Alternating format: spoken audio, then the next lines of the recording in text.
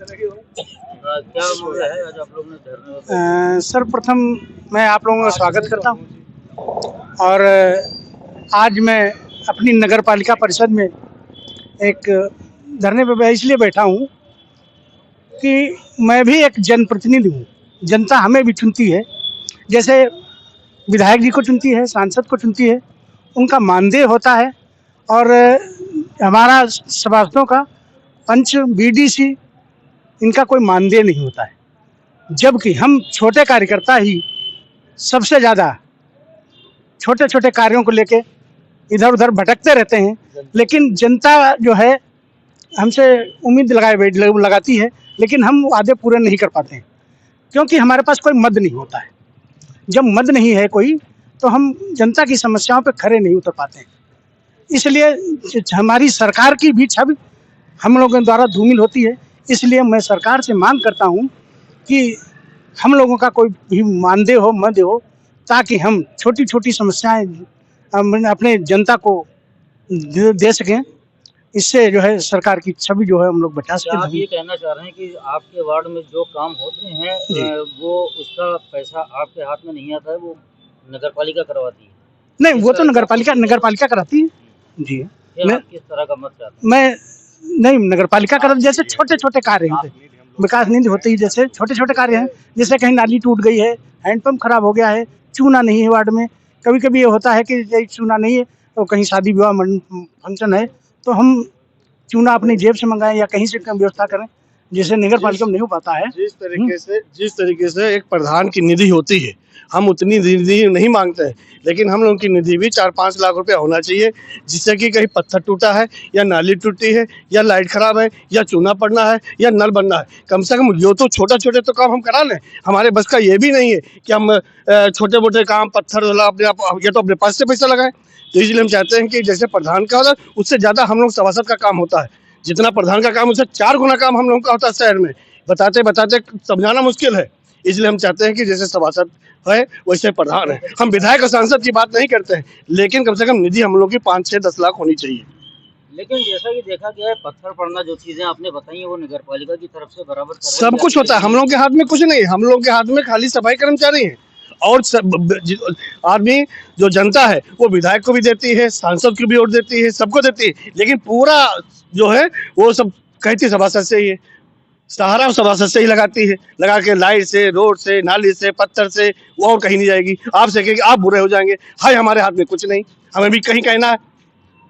क्या आप मांग कर रहे हैं इस समय? हम यही मांग कर रहे हैं कि निधि हम लोगों की 5-6-10 लाख होनी चाहिए साल की, जिससे कि चिट्टू पुटूर काम हम करा सकें और जो भत्ता सत्ता होता है लोगों प्रधान का होता है वैसे हम लोगों का भी हो। हम जो सभी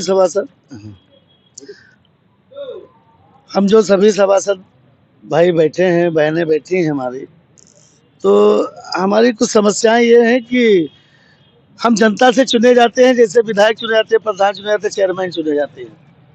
हमसे बड़ी आस लगाए रहते हैं वार्ड के जो है जनता कि जब ये सभासद हो जाएंगे तो ये काम हो जाएगा, हमारा वो हो जाएगा। परंतु हमारे हाथ में कोई निधि नहीं होती है, ना हम लोगों को कोई मानदेय होता है, ना हम लोगों को कोई पेंशन होती है, ना हमारे हाथ में कोई चीज है। हम उनके मुद्दों को कैसे, उनकी समस्याओं का निराकरण कैसे करें?